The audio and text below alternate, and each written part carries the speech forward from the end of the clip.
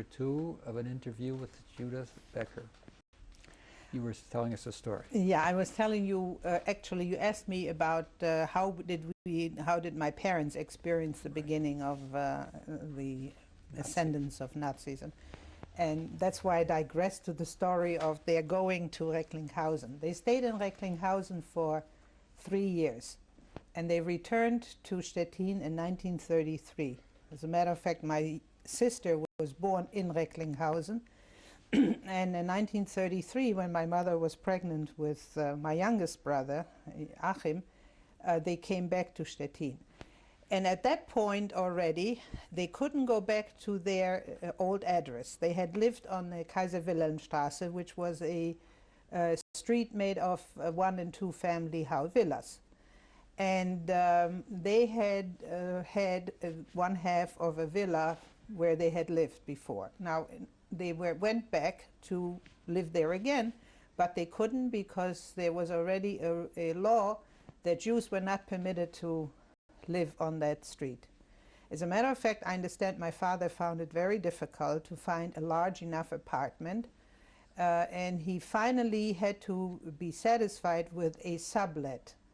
And he sublet from a elderly war widow by the name of Stockmeyer, who lived on a pension which was totally inadequate by that time. Her husband had been probably a hero of World War I or something like that. Very orderly and nice, very nice woman.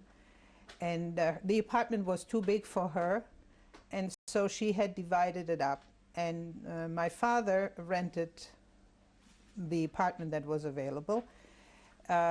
It needed certain adjustments between the two women, my mother keeping a kosher kitchen and this Frau Stockmeyer, who of course was not Jewish. They learned to respect each other very, very much, and to even like each other and perhaps even love each other. She became our babysitter. She was the lady that I mentioned that she wouldn't let the Gestapo in. And after my little brother was born in October 1933, this child became her grandchild. She had no children. This child became her grandchild, her child, and she took a great deal of interest in him and so on and so forth. And she took him to her part of the apartment whenever it was possible. Now, when the elections came, the election for Hitler, I just mentioned this briefly because it's an important part to remember. She went to the polls. She was very arthritic, so she had somebody take her to the polls. And the polls were located not far from us in a movie house called the Uferpalast, UFA, which is, you know, the German movie industry. It was a big movie house, incidentally owned by one of my uncles. And that's where the election boxes were. Now, she came there and she found that they had given her a ballot. And on the ballot there was in Roman letters, a very big "Ja." And underneath it, a very small 9. And next to that, a room for her pension number, name and address. And she wasn't stupid. So she realized that if she says 9 and puts down her pension number, she is liable to lose her pension or something perhaps. She even then knew it. This was 1933. So she had the person who brought her bring her back, and she went to my mother and she says, you know, I don't want to do this. If your husband can guarantee me the income that I get from my pension monthly, I would vote no, or I wouldn't vote at all. So my mother says, look, I have to consult my husband. So my father said, this is not a good idea, because number one, I cannot give her the amount of money that she gets on a monthly basis, plus the rent. The rent was steep.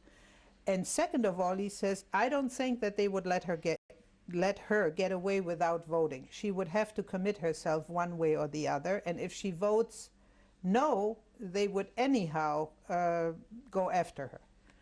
So that was the first experience with the so-called voting for Hitler. Later on, this woman who had become very friendly with us and who had the family of her husband's aide-de-camp, they became like her servants. In other words, they took her to the doctors, and they did all these things, and they visited her. The older woman visited, the widow of the aide-de-camp visited her on a regular basis. And her son-in-law was Mrs. Stockmeyer's Santa Claus. But after 1935, I believe, he refused to be her Santa Claus because she was friendly with Jews. And she refused to be to say bad things about this family. On the contrary, she used to say that she doesn't know about others, but her Jews are just wonderful, and so on and so forth. Well, my father was so sensitive to her plight, because to her, having somebody come and be the Santa Claus was very important. She used to sing the hymns, and she used to invite us to come and sing with her. And my father, who was very much who was certainly against this, he permitted it. He went out and he hired a Santa Claus so that she would have somebody. In other words, the relationship was with that much respect. The other thing that I remember very clearly is that above us lived, below us lived a pharmacist. Now, a pharmacist in Germany was a very respected and a sort of professional type of person. And their name was Kaiser, and they also lived a very comfortable German, gemütliche life.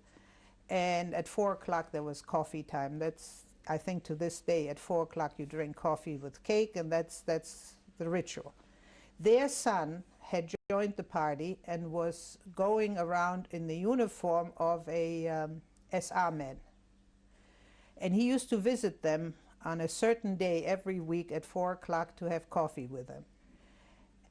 Now, she used to send her maid always half an hour before he was expected to tell my mother to please keep the children from walking in the apartment so that he would not be disturbed. And my mother, we at that time still had a Kinderfreundin, a nanny or a maid, and she used to set up a special tent with carpets on the bottom and entertain us, or have us entertain each other, so that we wouldn't walk and he wouldn't hear us walking, because he resented the fact that the parents tolerated Jews living in the building. Now, when the Gestapo came to your house and your father was upstairs, what happened to the family then? My mother woke us up, and then I became concerned with my concerns. I was a schoolgirl.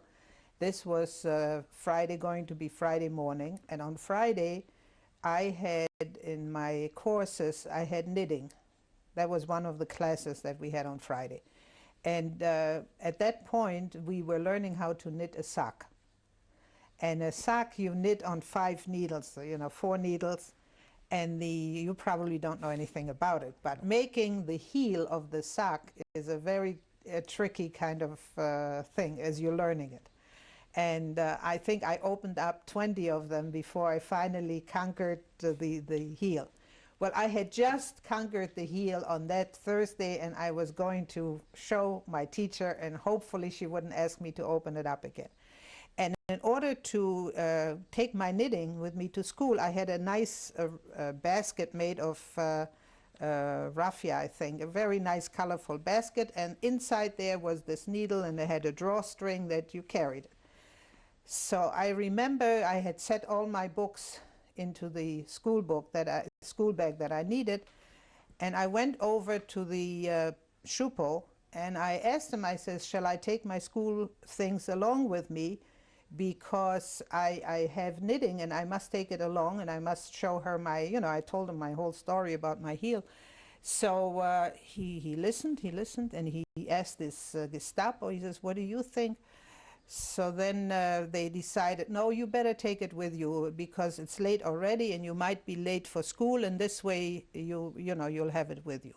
They followed my mother every step of the way so that she wouldn't take anything out. Like when she went to the drawer where the school records of her children were and she wanted to take those along, they said, oh, no, no, no, you leave it, it's not safe. When she went to her little safe with the jewelry, they wouldn't let her take any of that because, it's not safe. You're going down to the police headquarters and it's not safe there. We can't guarantee anything not being stolen. But then she asserted herself. She says, look, I'm a mother of 5 small children. I do not leave the house without sandwiches or without without a change of underwear. I simply won't do it. So since they couldn't persuade her, so she filled a suitcase with a change of underwear and also made some sandwiches, and that's how they took us out of the house. And there was a van sort of waiting, totally unsuspecting, and they took us to the police headquarters. And when we got there, since my parents had come so late, everybody, my whole family was already there. My cousins were already jumping on the bunks there, and we joined them. We thought it was great fun to spend a night in a cell, And they even gave us, I remember, bread, rather thick bread with jam, which none of us could swallow because it was the bread was much too thick. We weren't used to that. And but we had a good time until the morning. In the morning, they led us again without any alarm or anything. There were 2 incidents that I want to relate that did happen during the night.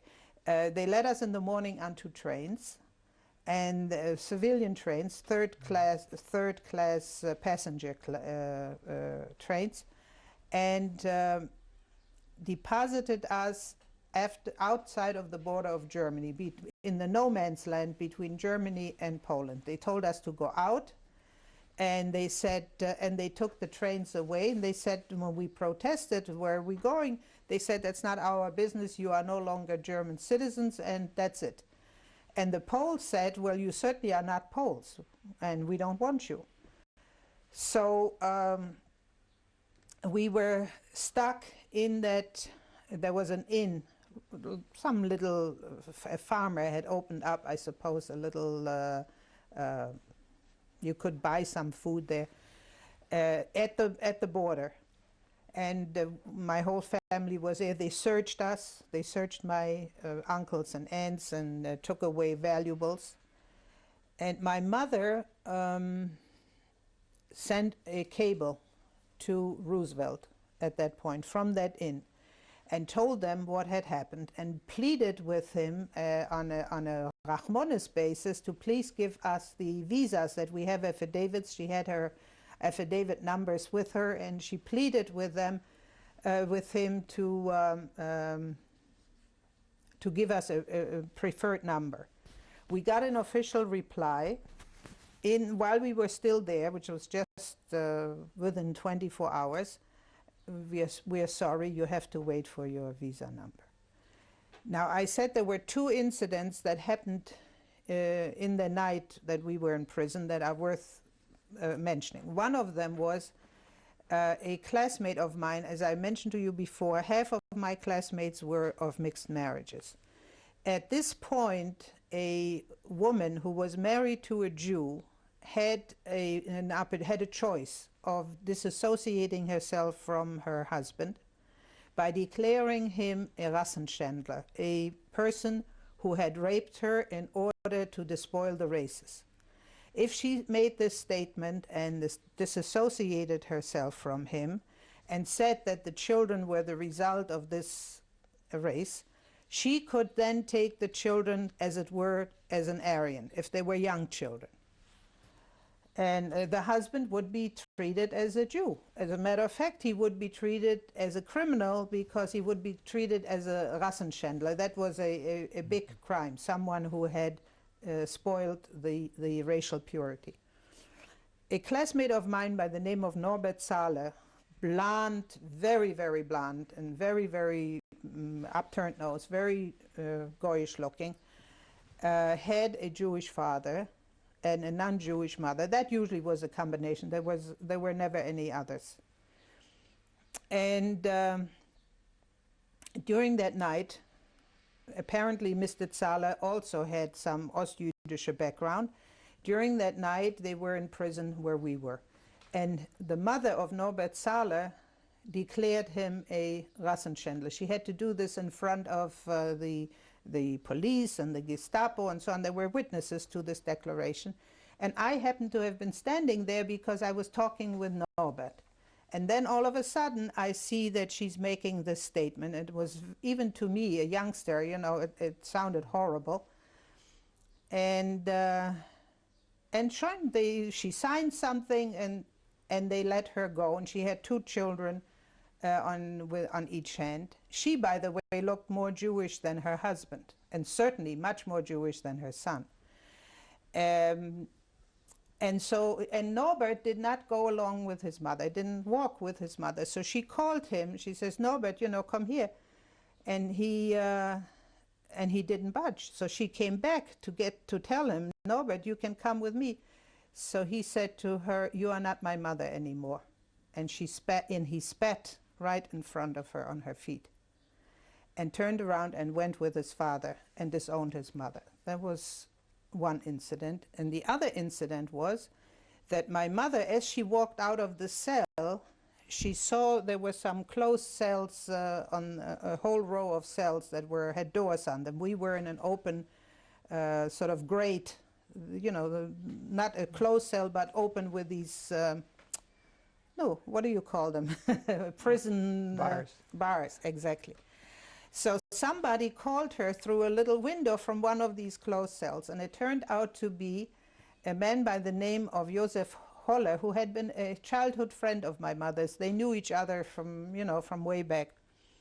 And he was there, and he was pleading with my mother to help him. So my mother always was fearless. So she went over to the head of the police headquarters there, and she said, "Why are you holding Mr. Holler? He's a wonderful, honest man. Why are you holding him?" So he told her that one of his employees, he had a business, and one of his employees had accused him of cheating on income tax, of sexual harassment, all kinds of things, and that he was in prison.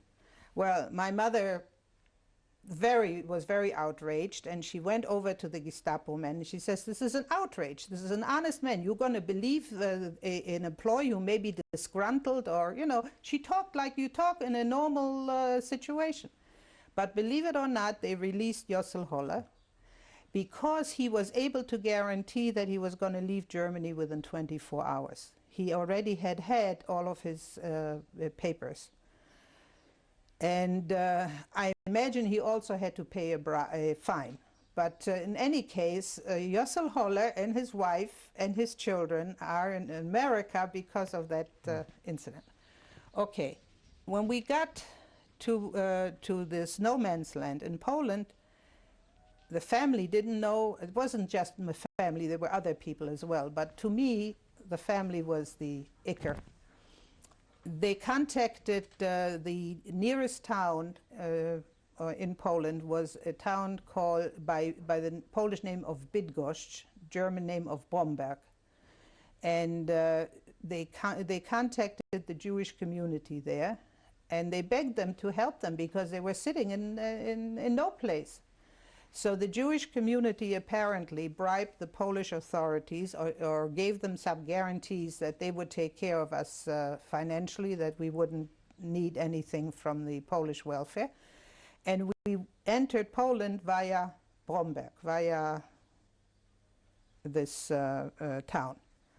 And there they tried to keep the families together, but in our case the family was too big, so they divided us. My 2 older brothers were with a Jewish family. I was with another Jewish family. And my sister, I think, and my little brother, I think, stayed with my mother. That's how I first got to know Polish children of my own age, which was 10 years old. and also found out that speaking German is not a good idea, because the Polish Jewish children all spoke Yiddish. That was their common language. And to them, we sounded like Nazis. And so that's what they used to call me. They called me Nazi. And then when I told them my name isn't Irmchen or Irmgard or anything like that, but it's Judith, then I became Jude. And that was a little better. Now, we didn't stay there very long for probably the reason that they wanted to get rid of us, but also because my mother wanted her children to be enrolled in regular schools, and she was aware that we had no home, so she was looking for dormitory schools. Little did she know that there was no such thing in Poland, but at that time she just simply couldn't conceive that they wouldn't have dormitory schools for boys, for girls.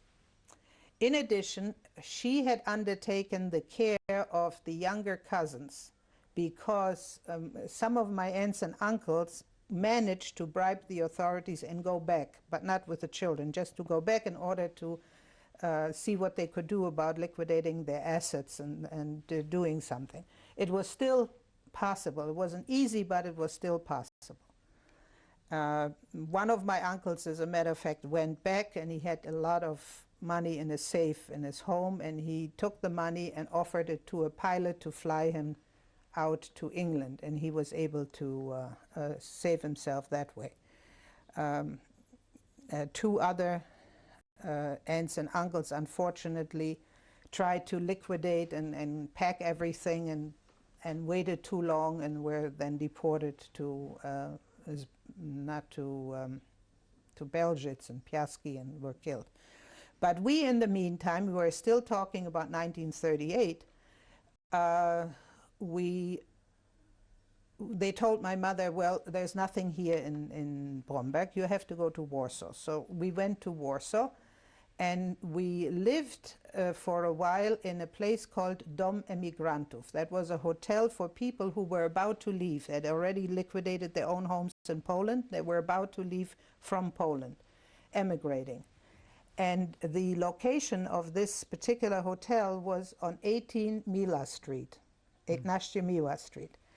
And I know now why that became such an important address in the uprising, because first of all, 18 Miła Street was the only solid building in an otherwise very, very dilapidated, low houses neighborhood.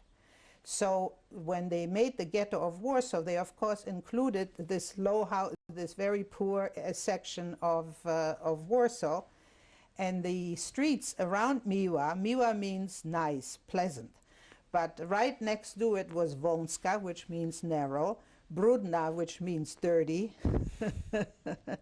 Gówna, which means low life, really low life. All of the streets around had very unsavory names, and were mainly they were mainly the residence of beggars. As a matter of fact, as soon as we left the hotel and walked a little way, we used to get lost among the beggars. And thank God that the Polish Jewish beggars weren't out for killing children, because we were really in the hands of these beggars who thought that we were very rich, and they wanted to hold up for ransom until we told them that we were among the, by this time we already were designated as plitim, among the refugees. And so they were very full of Rachmanis, and the only bad thing that they did to us, they tried to stuff us with their horrible food, which was food they, collected, and so on and so forth. But the reason Mila became so important is because the kitchen on Mila 18 was underground. So the kitchen was 1 or 2 floors below the main floor, and underneath it were all the equipment for the kitchen, the furnaces and the whatever else is needed, so that there was a completely well-developed system of a subterranean floors, which then became very important when they needed a headquarters for the bunkers for the resistance.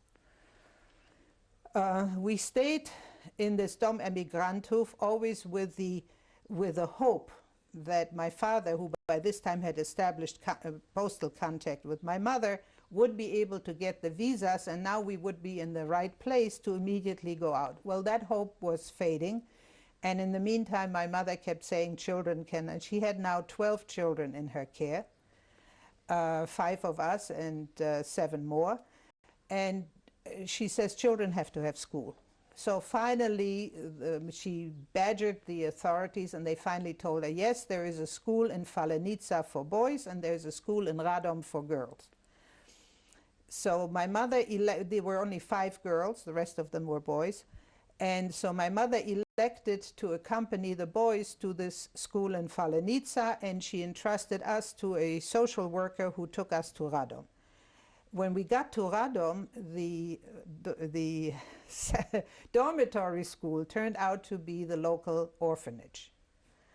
And though I'm sure the people were very kind and so on, and housing children from broken homes and orphanages and so on, but their heads were shaven, and they lived in dormitories, and they wore uniforms, and to me, it was an insult to even bring us there. And so when the good people of Radom came to receive us and to receive accolades from the newspapers for what they had done for these refugee children, I'm afraid that I told them that we are not orphans, we have parents, and we don't want to be here. Send us back. So they couldn't send us back because they had already received all this publicity for taking care of refugee children. So they divided the 5 girls among 5 Jewish families, and each of us lived in a foster home situation for a while. Now, there were the problems, I won't go into the details, but there are big problems in suddenly becoming a refugee foster child from a comfortable home such as we had. The problem was even exacerbated in the case of my sister, because she was terribly, terribly, terribly homesick, and she couldn't be without my mother. And the woman at whose home I was, Mrs. Kadishevich, she had grown children. Her children were all grown, and she couldn't stand the jabber of a 10-year-old. So the solution that she found best is to bring my sister to me. This would solve the whole problem. Except that it didn't solve the whole problem, because they had a little dog which belonged to her son Mietek, who was a college student. And we alienated the affections of this dog, and he didn't want to take that, and she couldn't stand the little infighting that my sister and I had between us, so then we were separated into different homes. She kicked me out and she kicked my sister. Doesn't matter. We were in several different homes. And my sister was desperately unhappy wherever she was, because she wanted her mother. When did you get reunited with your mother? My mother came to Radom after she found out that Falenica, where she had taken the boys, was also an orphanage. It was, they were very benign, they were very kind, they really tried, but it was not what she had wanted. So she came with the boys to Radom, and the boys were distributed among homes. My oldest brother went to yeshiva there, my other brother to another family, and my little brother, he found a home with an older couple, a dentist, Tata was their name, who adored him, but who didn't want to, they didn't want to send him anyplace, you know, they just wanted to keep him.